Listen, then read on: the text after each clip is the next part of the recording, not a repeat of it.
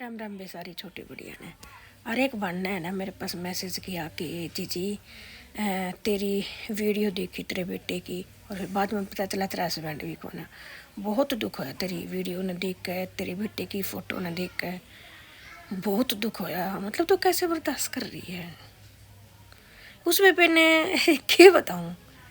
हर के मेरे पास खरी इस चीज़ का जवाब नहीं है बेबे कि तेरा दुख आया कि नहीं आया। देखो हर किसी ने सुनने के बाद हर किसी ने दुखा, मगर बेबे दुख मेरा है, मेरे में कहीं बीतेगा तो उसका मैं तेने बता नहीं सकती कि मैंने कैसे हिम्मत कर रही हूँ, क्या कर रही हूँ, कैसे उस चीज़ का कोई मैं नहीं, कोई भी नहीं बता सकता। जिसके ऊपर दुख बीत रहा है ना, सिर्फ वही इंसान जानता है कि उस दुख की गहराई कितनी है।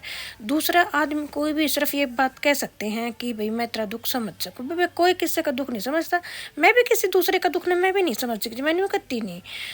एक बेटे के दुख ने एक माँ ही समझ सका है, और एक पति के दुख ने एक पत्नी ही समझ सका है, एक बाप के दुख ने एक बच्चे ही समझ सकता है, और माँ बाप के दुख ने वो बालक समझ जाएगा, और बालक का दुख माँ बाप समझ गए। जिसका चोट लगी है दर्द की गहराई उसी को है, दूसरे को कोई नहीं। बहन तो रोने के आगे सबके आगे का ना अपना रंड रोने रोने, कोई दुख के रोने कोई किससे का नहीं बटवाता। 2 मिनट बैठ कर ना वो आदमी तो बुझनिया 2 मिनट बैठेगा असुबह होगा, और फिर आगे जाकर उसकी तो वही बात है। तो इसलिए भी मैं किसी के सामने अपना रोना भी नहीं रोती ना। भाई दुख मेरे पे पड़ा है ना तो मन ने बिताना है, चाहे मैं हंस के बिताऊँ चाहे रो कर बिताऊँ। रो कर बिताऊँगी तो थारे जैसी भी नौका देंगी कि इसका किनारी लागी से सारी दुनिया का लाग रही से, तो भी हंस कर बिताने में फ़ायदा है। ठीक है, और काम तो बेबे करना पड़ेगा क्योंकि जाने वाला अपना शरीर लेके जाता, काम सारा आड़े छोड़ के चला जा है। चाहे बेटा है चाहे पति है, जिम्मेदारी 4 गुना बढ़ रही हैं, और 4 गुना जिम्मेदारी लेकर अगर मैं और बेबे जिसका दुख है ना वो अपने दुख ने वही समझ सकता, दूसरा कोई नहीं। चोट लग गई है ना तो चोट का दर्द उसने वेरा है, दूसरे ने नहीं वेरा नहीं होगा। दूसरा सांत्वना दे सकता है, और बेबे दर्द कोई नहीं बताता किसी का, दर्द तो अपने आप खुद ने ही काटना है। और मेरे ऊपर तो बेबे 4 गुना जिम्मेदारी फालतू है, तो मैं तो बैठ कर रो नहीं सकती क्योंकि मैं अपनी जिम्मेदारियों से भाग नहीं सकती। विधाता जो करता है वो उसकी इच्छा है, मगर हमने अपना फ़र्ज पूरी अपने शिद्दत से निभाने चाहिए। मेरे ऊपर पर मेरे बेटे की बहुत सारी जिम्मेदारी, बेटे का भाई भी मन नहीं बनना है, अपने बेटे का बाप भी मन नहीं बनना, अपने बेटे की माँ भी मन नहीं बनना, अपने बेटे की सखी सहेली यार दोस्त सब मैं ही हूँ। तो जी मैं नहीं हार सकती, और मैं कहती हूँ कि किसी भी औरत को हारना नहीं चाहिए। अगर औरत हार गई तो न्यू सोच लो पूरा घर हार जाता है। सच्ची बात है, औरत को इसीलिए तो इतनी सहन शक्ति दी है भगवान ने कि वो सब संभाल सके। मैं इतना ही कहूँगी, मगर जिसका दुख है उसी ने बेरा उसके दुख की गहराई कितनी है। राम राम। मैंने ना इस जिंदगी को ना बड़े करीब बैठ कर समझा है, जिंदगी के कत्ती इन्होंने क्या कर नज़दीक बैठ कर जब जिंदगी को समझे। जिंदगी में ना सब्र के सिवा कुछ नहीं है। अगर कुछ खो गया तो सब्र करो, कुछ मिल गया तो सब्र करो, खुश हो तो भी सब्र करो, और दुख में हो तो भी सब्र करो, कोई छोड़ के चला गया तो भी सब्र करो, कोई मिल गया तो भी सब्र करो। अगर थोड़ा है तो भी सब्र करो, घना है तो भी सब्र करो, अकेले हो तो भी सफ़र करो, और अगर भीड़ में हो तो भी सब्र करो। सब्र के सिवा इस ज़िंदगी में कुछ नहीं है, और जिसने सब्र करना सीख लिया उसके पास सब कुछ है, और जिसने सब्र करना नहीं सीखा ना उसके पास कुछ भी नहीं है।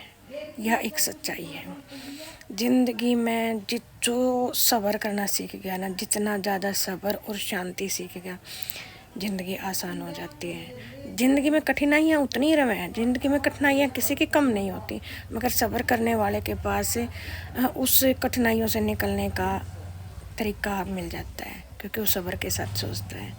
और जिसने सब्र करना नहीं सीखा ना वो ज़िंदगी में हमने रुलते भी देखे हैं और मट्टी में मिलते भी देखे हैं। यह एक ज़िंदगी है जो भगवान ने हम तारे हाँ तो उसने कुछ सोच के ही तारे हाँ, और जब बोला होगा जब भी कुछ सोच के ही बोला होगा।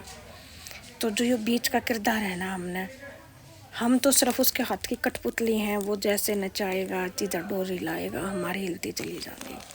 हमारे अपने हाथ में कुछ नहीं है, ये सब विधाता की रचयिता है।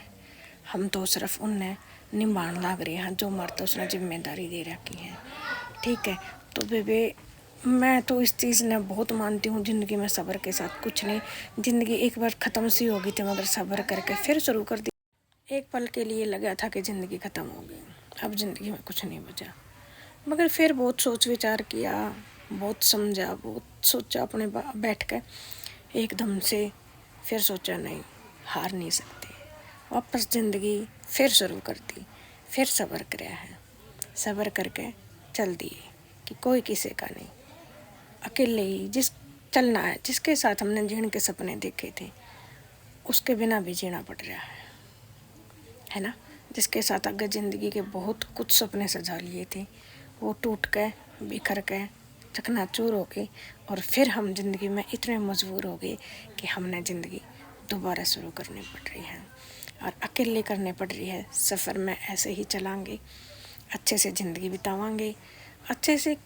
हमारे हाथ में कुछ नहीं है सब्र के सिवाय, सिर्फ सब्र के सिवाय किसी के हाथ में कुछ नहीं है।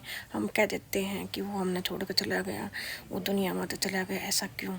हो सकता है उसका भी टाइम इतना पीरियड था कि वो आज तक का ही था, ख़त्म हो गया उसकी वैलिडिटी, है ना। हमारी भी वैलिडिटी बची हुई है, तो हमने अपनी ज़िंदगी बितानी है। हम ऐसे भाग नहीं सकते ना ज़िंदगी से, है ना।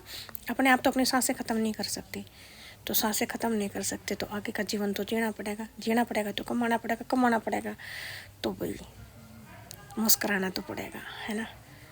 और जाने वाला चला जाता, जाने वाला कुछ नहीं लेकर जाता, अपना एक शरीर लेके जाता, और सारे काम ने सब ने अड़े छोड़ जाए, जबकि हमने सब पूरे करने पड़े।